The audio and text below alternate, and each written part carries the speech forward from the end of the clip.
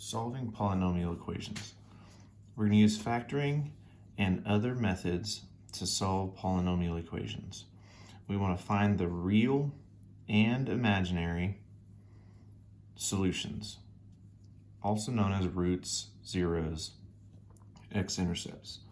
So for our first example, we have x to the fourth minus 8x squared plus 16.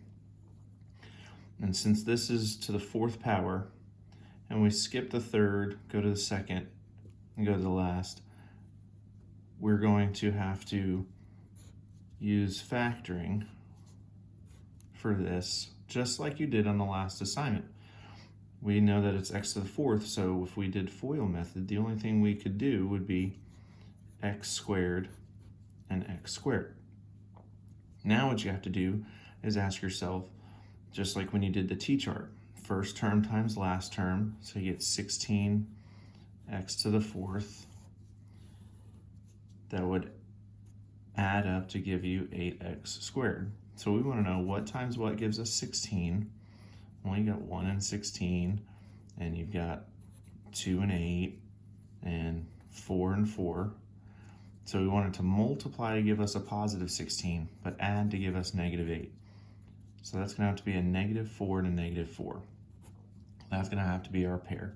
So in here, it'll be a minus 4 and a minus 4.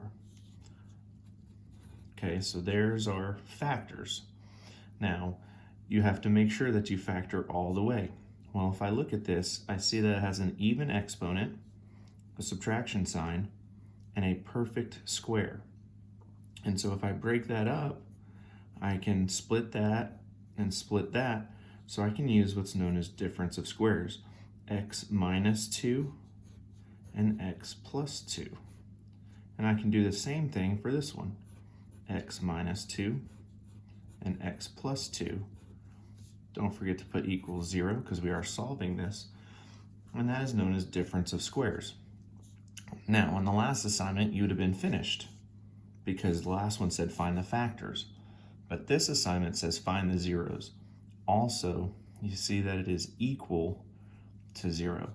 So we will set up each factor.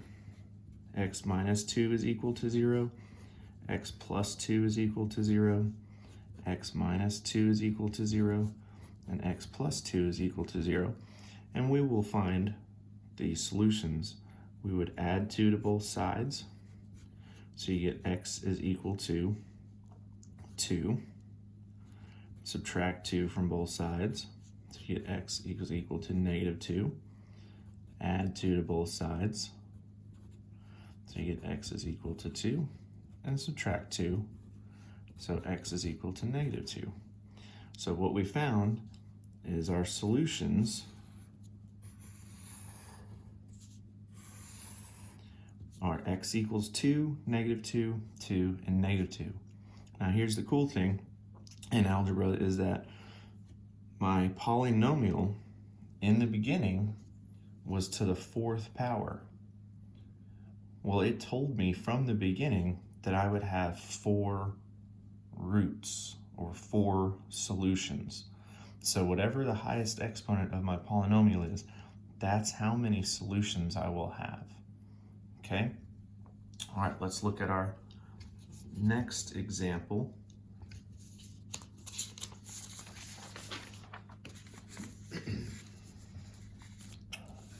All right, we have 2x to the third minus 250. So when we look at this and we're going to try to solve or factor, the first thing we always look for is a GCF. And I'll notice that I have a GCF. I have a 2 and 250. Those have the number 2 in common. So I can take out a 2.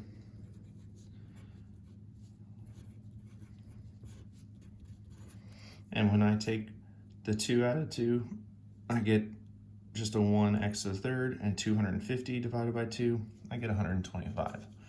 Now, since I have this to the third power, we know 2 things. One, I'm going to have 3 roots, real or imaginary. And the second thing we know is that I'm going to have to use difference or sum of cubes. And so what we would have is we would bring this 2 down,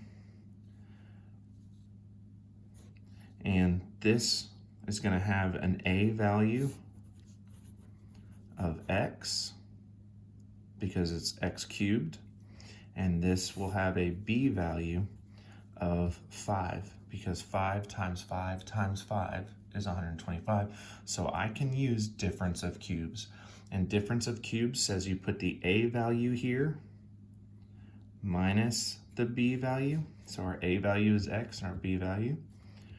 Then this will be the a value squared, so it'll be x squared plus a times b, which would be 5 times x, plus b squared, which would be 25, equals 0. Now, once you've gotten this, we already know one of our zeros right here because this is a linear factor, but we still have a quadratic factor here. So we would have to use either factoring or completing the square or maybe the quadratic formula. Now, if I try to do factoring, I would do the first term times the last term. So that would give me 25x squared to add to get me the middle term, 5x. But you'll notice that this is not going to work out because there's nothing that I can multiply to give me 25 and add to give me 5. So factoring doesn't work. So we're going to have to use the quadratic formula. So for space, I'm just going to bring this down a little bit. I know that I'm going to have a 2x minus 5, and we need to use the quadratic factor on this to try to figure out what that's going to be. So remember, the quadratic formula is negative b plus or minus the square root of b squared minus 4 times a times c divided by 2a. So my a value was a 1, my b value is a 5, and my c value is a 25. So it's going to be negative 5 plus or minus the square root of 5 squared minus 4 times 1 times 25, all of that divided by 2 times 1. Okay? And then we would go ahead and simplify that from there. So you've got, this would be a negative 5 plus or minus 5 squared would end up being 25. A negative 4 times 1 times 25 will be negative 100. And 2 times 1 would be 2. Now, we would go ahead and 25 minus 100, so you would have negative 5 plus or minus the square root of negative 75 divided by 2. And then this should hopefully bring back some things where you remember, okay, now we need to see if we can simplify this square root. So if you look at this, we have the square root of negative 75. Well, if I have a negative underneath the radical, underneath the square root, it's going to mean imaginary numbers. So it's negative 1 and 75. Negative 1 becomes I.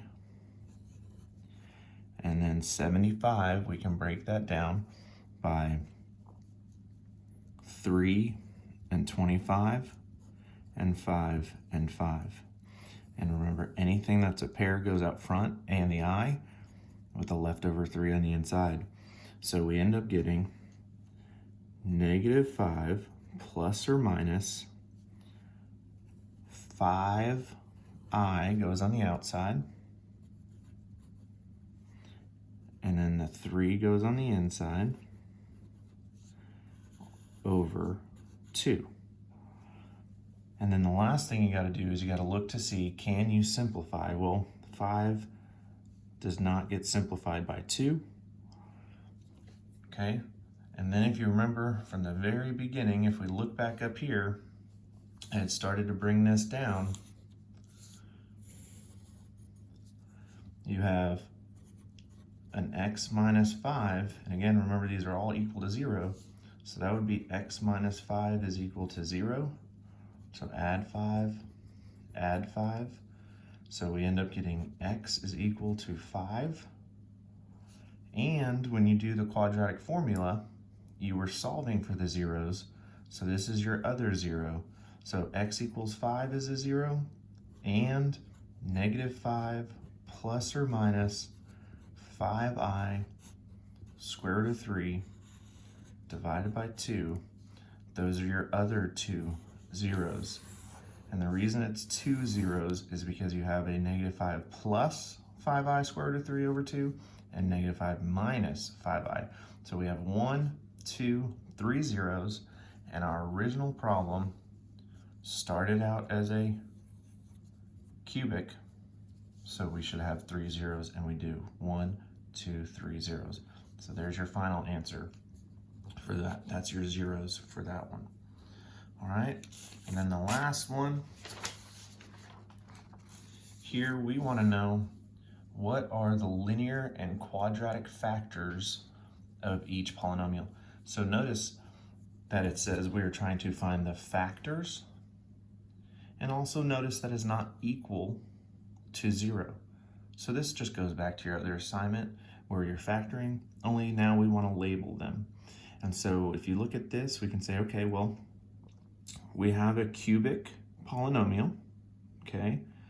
So it's raised to the 3rd power, and we have 4 terms. All right, so this is a cubic 4-term polynomial. Well, if it's a cubic binomial, we'd use sum or difference of cubes. But if it's a cubic 4-term polynomial, then we can use grouping. So we can group this and group this and bring down the plus. So what does y to the 3rd minus 2y squared have in common? They have a y squared in common. And when I take out the y squared, I'm left with a y minus 2. And then what does 4y minus 8 have in common? A 4 minus 2. So I end up having a GCF of y minus 2. And then I also have y squared plus 4 as my factors. Now, since this is raised to the 1 power, this is known as a linear factor. And since this is raised to the 2nd power, this is a quadratic factor. And I cannot go any further with this quadratic factor because it is a plus sign. So difference of squares would not work here. So therefore, I have labeled linear and quadratic because it wants us to label the linear and the quadratic factor. And that's as far as you have to go for that because it is not equal to 0, and it just said solve or find the factors. Sorry, not solve. All right, good luck on your assignment. If you have questions, let me know.